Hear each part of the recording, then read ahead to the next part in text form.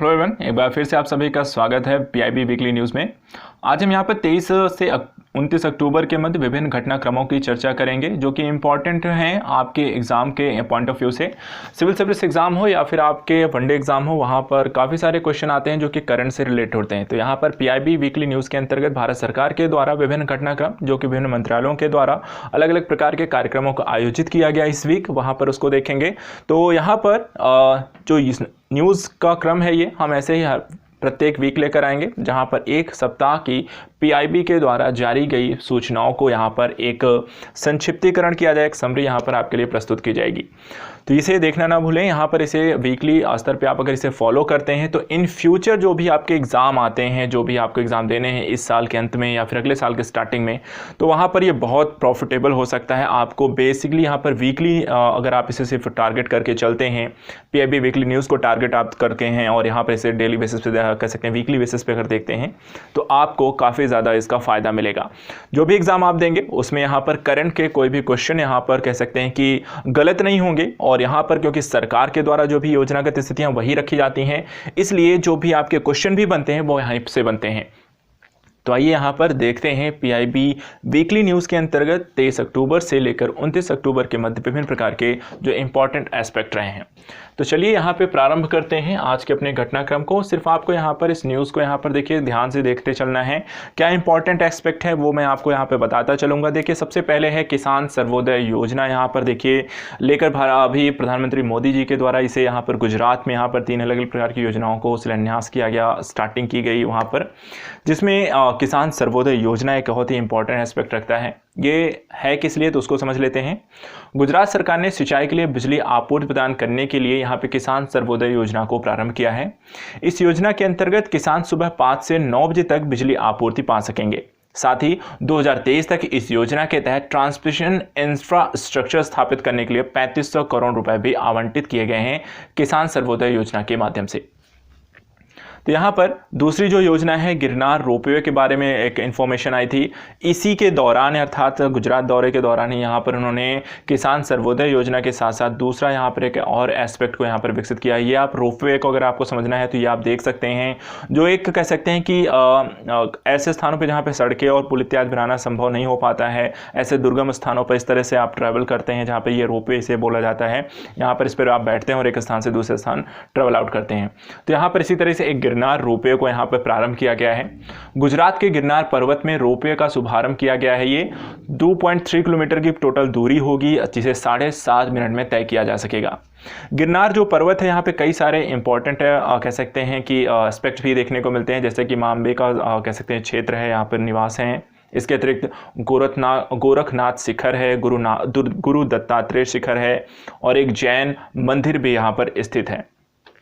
इसके अतिरिक्त एक चीज़ और ध्यान रखिएगा, गिरनार जो रोपवे है ये गुजरात का पहला रोपवे नहीं है। अब टोटल जो हो गए हैं उनकी संख्या 4 हो गई है। इसके पहले 3 और रोपवे यहाँ पर थे, एक था बनासकांठा, दूसरा पावगढ़, तीसरा सतपुड़ा रोपवे। तो इस तरह से गिरनार को मिलाकर गुजरात में अब तक 4 रोपवे बन चुके हैं। इसके अतिरिक्त जो रोपवे को शिलान्यास किस लिए किया जाता है या बनाया किस लिए जाता है, तो देखिए यहाँ पे जो ये रोपवे है यहाँ पर इससे गुजरात के पर्यटन को भी एक फ़ायदा मिलेगा। इन क्षेत्रों में लोग यहाँ पर आएंगे पर्यटन के माध्यम से, तो यहाँ पर जब आप पर्यटन करने आएंगे तो बहुत सारे लोगों को यहाँ पर रोजगार इसके संचालन के संदर्भ में मिलेगा, और यहाँ पर जब आप आएंगे तो पर्यटकों को खाने पीने इत्यादि चीज़ों के संदर्भ में भी चीज़ें ज़रूरी होंगी, तो वहाँ पर एक आर्थिक समृद्धि का ये जरिया भी बनेगा। गिरनार रोपवे के बाद एक अगला टॉपिक यहाँ पर आता है राष्ट्रीय जागरूकता सप्ताह के संदर्भ में। देखिए 27 अक्टूबर से 2 नवंबर के मध्य से आयोजित किया गया है। सतर्कता एवं भ्रष्टाचार के खिलाफ राष्ट्रीय सम्मेलन के साथ इसे आयोजित किया गया है, राष्ट्रीय जागरूकता सप्ताह को। इस सप्ताह के अंतर्गत लोगों को जागरूक करना, नागरिकों की सहभागिता, सार्वजनिक जीवन में सत्यनिष्ठा को यहाँ पर इंपॉर्टेंस या महत्व प्रदान की गई है। इसका जो थीम था वो इस साल का वो सतर्क भारत समृद्ध भारत रहा है, और प्रधानमंत्री मोदी ने यहाँ पर इस पर काफ़ी जो होता है यहाँ पर संबोधन भी यहाँ पर उन्होंने अपना प्रस्तुत किया है। साथ ही यहाँ पर राष्ट्रीय जागरूकता सप्ताह के अंतर्गत अगर हम देखें तो यहाँ पर जो ज़्यादा इंपॉर्टेंट परिस्थितियाँ हैं उसमें आंतरिक प्रक्रियाओं में सुधार, कार्यों का समयबद्ध निपटान, प्रौद्योगिकी सशक्तिकरण तथा सर्वांगीण सुधार जैसे पहलुओं को ये इंपॉर्टेंस इसमें दी गई है राष्ट्रीय जागरूकता सप्ताह के अंतर्गत। सप्ताह की यहाँ पर देखिए डेट याद रखिएगा, थीम ज़रूर याद रखिएगा, क्योंकि ये चीज़ें जो होती हैं एग्जाम में आपके पूछी जा सकती हैं। चौथा यहाँ पे जो इम्पोर्टेंट टॉपिक था ये है चौथा भारत ऊर्जा मंच को लेकर यहाँ पे एक चर्चा का विषय आप देख सकते हैं। इस वर्ष की जो चौथा भारत ऊर्जा मंच था, इसकी जो थीम है बदलती दुनिया में भारत का ऊर्जा भविष्य। जैसा कि आप जानते हैं कि भारत की ऊर्जा जो खपत है वो बहुत तेजी से बढ़ी है और इन फ्यूचर ये कई बार हो सकता है दोगुनी भी देखी जा सकती है। इस संदर्भ में भारत अपनी ऊर्जा सुरक्षा को मजबूत करना चाहता है, जिसके परिदृश्य चौथा भारत ऊर्जा मंच काफी इंपॉर्टेंट रखता है। जिसके थीम से भी ये पता चलता है कि बदलती दुनिया में भारत के लिए जो ऊर्जा का जो भविष्य है उसको किस तरीके से सुनिश्चित किया जाएगा। भारत सरकार के द्वारा इसके लिए 7 प्रमुख संचालकों की एक सूची यहाँ पे प्रस्तुत की गई है। तो आइए यहाँ पर देखते हैं कि यहाँ पे जो 7 प्रमुख संचालक सूचीबद्ध किए गए हैं वो क्या क्या चीज़ें हैं जिन पर भारत को यहाँ पे काम करना है अपनी ऊर्जा को यहाँ पे सुनिश्चित करने को लेकर, इन फ्यूचर को लेकर। सबसे पहला जो पॉइंट यहाँ पर अगर हम देखें तो दिया गया है कि गैस आधारित अर्थव्यवस्था की ओर बढ़ने हेतु प्रयासों में तेजी लाना है। दूसरा, जीवाश्म ईंधन विशेष रूप से पेट्रोलियम और कोयले का स्वच्छ उपयोग। तीसरा है जैव ईंधन हेतु घरेलू स्रोतों पर निर्भरता को यहाँ पर बढ़ाना है। जैव ईंधन को लेकर बायोगैस इत्यादि चीज़ों के यहाँ पर ज़्यादा इंपॉर्टेंस देनी है। चौथा यहाँ पर पॉइंट एस्पेक्ट बहुत ही देखने को मिलता है कि 2030 तक भारत में 450 गीगावाट की नवीकरणीय ऊर्जा का लक्ष्य प्राप्त करने को यहाँ पर अपना लक्ष्य यहाँ पे बनाया है कि हम 2030 तक नवीकरणीय ऊर्जा के माध्यम से 450 गीगावाट यहाँ पर स्थापित करें, जिसमें सौर ऊर्जा का एक बहुत बड़ा यहाँ पर इंपॉर्टेंस होगी। इसके अतिरिक्त गतिशीलता को डीकार्बोनाइज करने के लिए बिजली के योगदान को भी बढ़ावा देना है। हाइड्रोजन सहित उभरते ईंधनों की ओर वृद्धि और साथ ही सभी ऊर्जा प्रणालियों में डिजिटल नवाचार को बढ़ावा देना। ये सभी 7 एस्पेक्ट को यहाँ पर भारत सम्मिलित करेगा, जिसके माध्यम से भारत अपनी ऊर्जा आवश्यकताओं को पूर्ति करेगा, डिजिटलीकरण करेगा, अपने ऊर्जा के विकल्पों को यहाँ पर तलाशेगा, जिसमें आपकी सौर ऊर्जा हो गई, आपको गैस आधारित ऊर्जा हो गई, जैव ईंधन हो गया और अन्य प्रकार की ऊर्जाओं को इसमें सम्मिलित करेगा। साथ ही कार्बन पर्यावरण को संरक्षण बनाना है। इसके लिए यहाँ पर वो कार्बन उत्सर्जन की प्रक्रिया को भी कम करने संबंधी प्रयासों को प्राथमिकता देता है। अगला यहाँ पे जो पॉइंट है, एक और यहाँ पर एक श्रृंखला स्टार्ट की गई है भारत सरकार के द्वारा, देखो अपना देश, एक कार्यक्रम है जिसके वेबिनार श्रृंखला प्रारंभ की गई है। यहाँ पर पर्यटन मंत्रालय के द्वारा 24 अक्टूबर 2020 को बूंदी एक भूली हुई राजपूत राजधानी की स्थापत्य विरासत जो होता है एक कार्यक्रम को प्रस्तुत किया गया। जो राजस्थान की एक स्थापत्य है बूंदी को यहाँ पर प्रस्तुत किया गया, उसके बारे में यहाँ पे जानकारी दी गई, लोगों को उससे साझेदारी की गई। बूंदी के बारे में एक चीज़ और यहाँ पर देखिए, इसे कई अन्य नामों से भी हम जानते हैं। बूंदी को यहाँ पर बावड़ी के शहर, सीढ़ीदार बावड़ी के शहर, नीले शहर और छोटी काशी के रूप से भी हमसे जानते हैं। इस तरीके के भी क्वेश्चन कई बार एग्जाम में पूछे जाते हैं, इसे ध्यान रखिएगा। इसके अतिरिक्त जो बूंदी जो स्थापत्य है या राजपूत जो राजधानी रही है, इसके जो हम ऐतिहासिक घटनाक्रम के बारे में अगर देखें तो हांडा राजपूत से लेकर मुगल काल तक की यहाँ पर शासन प्रणालियों के बारे में आपको इसके बारे में जानकारी मिलती है, चर्चा यहाँ पर इनके बारे में सुनने को मिलती है। और दूसरी जो चीज़ यहाँ पर बहुत फेमस है इनकी स्थापत्य कला की जो इनकी है वो यहाँ पर एक चर्चा का ज़रूर विषय रही है। इसलिए यहाँ पर इनकी जो स्थापत्य कला है उसके बारे में भी समझ लेते हैं। देखिए यहाँ के जो स्थापत्य हैं, यहाँ पर देखिए एक मंदिर के बारे में यहाँ पे जो एक कह सकते हैं कि एक स्थापत्य का एक नमूना यहाँ पे रखा गया है। अगर देखें तो शास्त्रीय नागर शैली है, पारंपरिक हवेली का मिश्रण इसमें देखने को मिलता है। और ये जो पॉइंट ऑफ व्यू से यहाँ पर अगर हम देखें तो नागर शैली के बारे में आप जानते हैं, तो नागर शैली का यहाँ पर एक अच्छा मिश्रण, इनकी जो विशेषता है, जो स्थापत्य कला है वो शास्त्रीय नागर शैली पर आधारित है। इसके अतिरिक्त एक चीज़ और ध्यान रखिएगा, अगला जो वेबिनार होना है वो गंगा के पोत विहार शीर्षक से 31 अक्टूबर को प्रस्तुत किया जाएगा। तो नेक्स्ट जो वीडियो आएगी हम उसके बारे में वहाँ पर चर्चा करेंगे। इसके अतिरिक्त कुछ अन्य चीज़ों के बारे में यहाँ पर देख लेते हैं। देखिए बूंदी में जो होते हैं दरवाज़ों को कई अलग अलग प्रकारों में वर्गीकृत किया गया है। जैसे कि पहला है तारागढ़ का प्रवेश द्वार, सबसे पुराना दरवाज़ा। दूसरा है प्राचीन शहर के 4 दरवाजे। तीसरा है शहर की बाहरी प्राचीर का दरवाज़ा। चौथा है प्राचीर शहर की मुख्य सड़क का दरवाज़ा। इसके अतिरिक्त छोटे दरवाज़ों का गठन भी किया गया है। साथ ही इसके अतिरिक्त अगर हम देखें तो कोतवाली दरवाज़ा और नागरपल को प्राचीर शहर के भीतर सदर बाजार की सड़क पर बनवाया गया है। कि यहाँ पर जिस तरीके से इसका वर्गीकरण किया गया है, जिस तरीके से इसको प्रस्तुत किया गया, जिस तरीके से बनाया गया है और उसके प्रवेश के कितने द्वार हैं और यहाँ से किस तरीके की स्थितियाँ हैं, उनके बारे में यह जानकारी दी गई है। इसके अतिरिक्त बूंदी की जो स्थापत्य विरासत है उसको भी 6 अलग अलग प्रकारों से हम यहाँ पर वर्गीकृत करके देखते हैं। जैसे कुछ गढ़ हैं अर्थात किले हैं, जैसे तारागढ़ का इसमें किला भी इसके अंतर्गत आता है। कुछ महल हैं जैसे कि गढ़ महल या शाही महल 3 हैं, भज महल, छत्र महल और उम्मेद महल है। इसके अतिरिक्त बावड़ी अर्थात जो सीढ़ीदार खेत हैं, क्या सॉरी सीढ़ीदार जो बावड़ियाँ हैं वो भी यहाँ पर देखने को मिलती हैं। 2 बावड़ी हैं इसमें, खोज दरवाज़ा की बावड़ी है और भाव लदी बावड़ी है, तो यहाँ पर 2 बावड़ियाँ आपको देखने को मिलती हैं।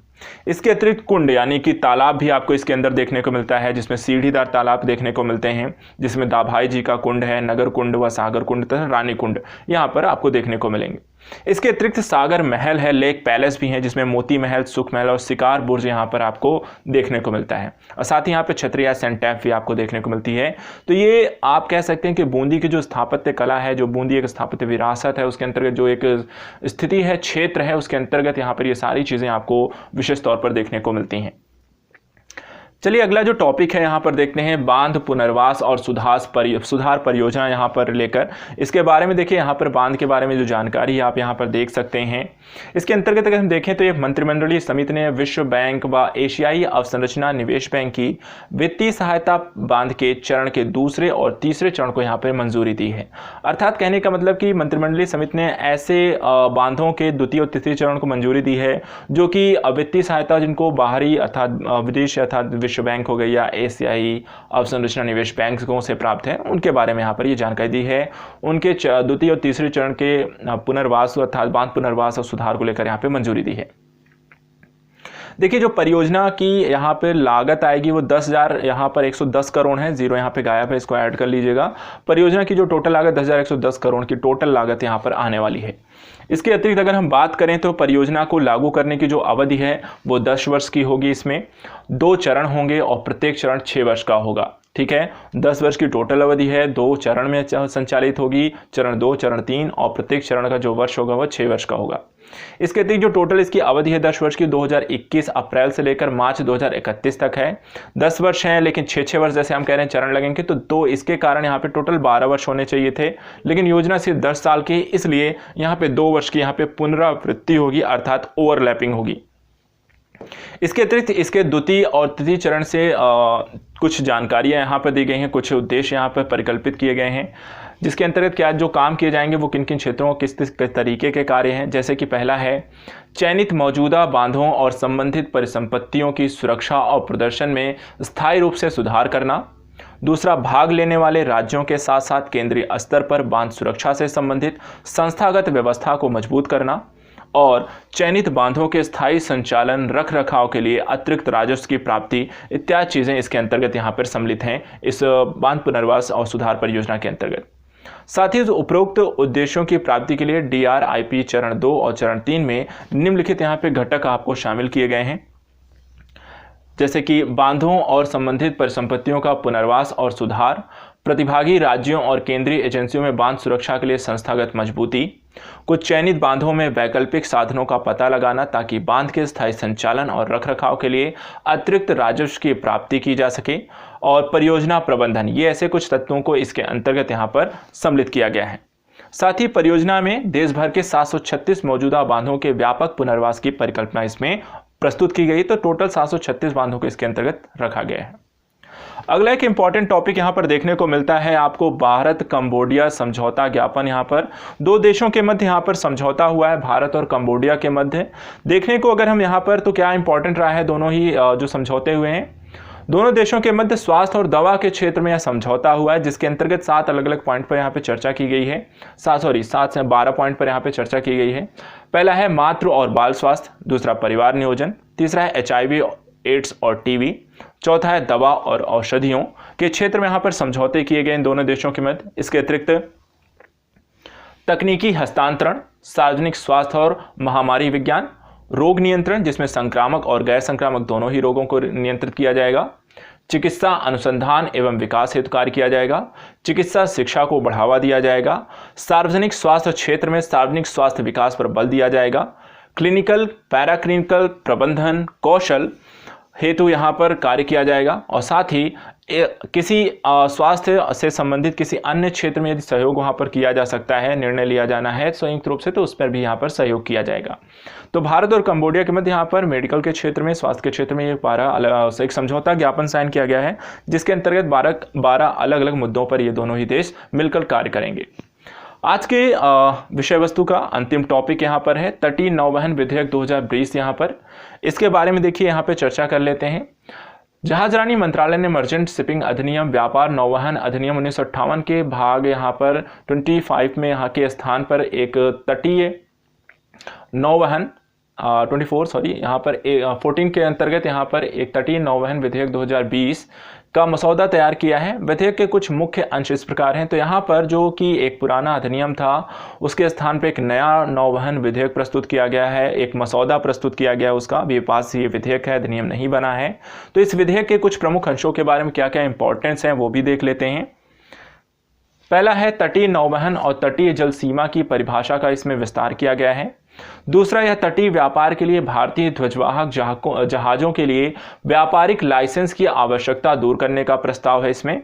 और तीसरा, विधेयक तटीय जहाजों के नौवहन में अपनी हिस्सेदारी बढ़ाने के लिए भारतीय जहाजों को प्रोत्साहित करने हेतु एक प्रतिस्पर्धी माहौल बनाने और परिवहन लागत को कम करने का प्रयास करता है। इसके अतिरिक्त इस विधेयक में अंतर्देशीय जलमार्ग के साथ साथ तटीय समुद्री परिवहन के एकीकरण का भी प्रस्ताव रखा गया है। विधेयक में राष्ट्रीय, तटीय और अंतर्देशीय नौवहन सामरिक योजना के लिए भी यहाँ पर एक प्रावधान है। तो इस तरीके से आज यहाँ पर हमने तटीय विधेयक को भी देख लिया। तो आपको पीआईबी के अंतर्गत हमने आज के सभी टॉपिक इसके अंतर्गत कंप्लीट कर लिए हैं। आज के जो इंपॉर्टेंट एस्पेक्ट थे 23 से 29 अक्टूबर के मध्य, वहाँ पर हमने यहाँ पर चर्चा कर ली है। आप सभी इन टॉपिक्स को पढ़ सकते हैं, स्क्रीनशॉट्स आप यहाँ पर इस टॉपिक्स का ले सकते हैं। टॉपिक के बारे में यहाँ पर देखिए रिवीजन बहुत ज़रूरी है, तो इस टॉपिक को पढ़ने के बाद एक बार ज़रूर रिवीजन कर लीजिएगा। एक बार में चीज़ें याद नहीं होंगी तो, और ये आपके लिए काफ़ी इंपॉर्टेंट है विभिन्न प्रकार की परीक्षा और एग्जाम्स के लिए, तो इनको पढ़ना ज़रूर है। तो आज के लिए इतना ही, मिलते हैं नेक्स्ट वीक में कुछ और प्रमुख घटनाओं के साथ जो इंपॉर्टेंट हो सकती हैं आपके एग्जाम के लिए। इसको रेगुलर रूप से आप सभी को फॉलो करना है, हो सके तो शेयर और ज़रूर करें। Thank you so much.